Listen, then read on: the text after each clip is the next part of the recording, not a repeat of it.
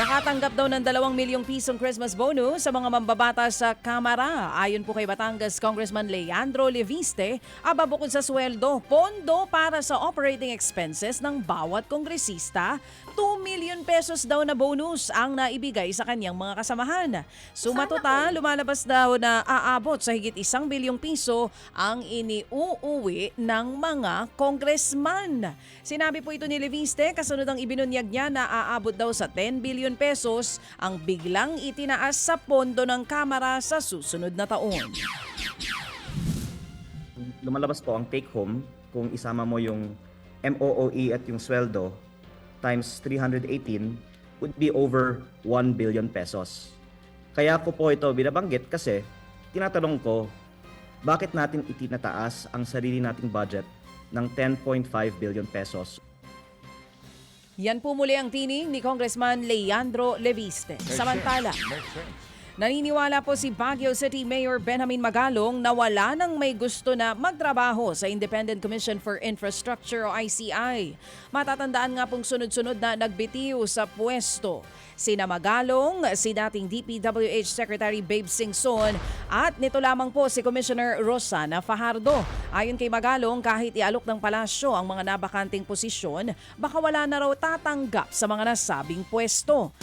Ang problema, kung walang sapat na quorum sa ICI, hindi na rin daw nito magagawa ang kanilang mandato, kaya baka tuluyan na lamang buwagin ang komisyon. Samantala sa kaugnay pong balita, sinabi naman ni Baguio City Mayor Benjamin Magalong na meron din daw siyang kopya ng sinasabing files ng DPWH leaks na una pong ibinunyag ni Congressman Leviste. Ayon kay Magalong, bago pa siya nagbitiw sa ICI, nakausap na niya si Cabral tungkol sa nilalaman ng mga dokumento. Sinubukan pa raw usisain ni Magalong si Cabral pero itinuro lamang nito si dating DPWH Secretary Manuel Bonoan na siyang nasa likod daw ng listahan ng proponents. Nakuha ko ho yan nung nasa ICI ako. Yung sa akin walang handwritten notes po. Familiar siya dun sa file. At nung tinatanong namin siya, kami ni Secretary Babe, sabi niya bigla, Sir, utos ni Secretary. Yan nga po ang tining ni Baguio City Mayor Benjamin Magalong. Samantala, naniniwala pong isang eksperto na malaki po ang epekto ng kaliwat kanang rally kontra korupsyon sa pagbaba po ng net trust rating ng Pangulong Bongbong Marcos Jr.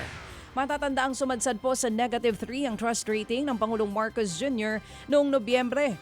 Ayon kay Professor Dindo Manhit, nakita ng respondents ang kakulangan ng administrasyon dahil sa maingay na issue ng katiwalian. Kung gusto raw makabawi ng Pangulo, dapat mapanagot ang mga sangkot sa flood control scam.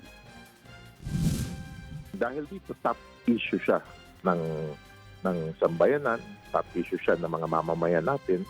At dahil doon, siguro, nakikita lang may kakulangan ang Pangulo.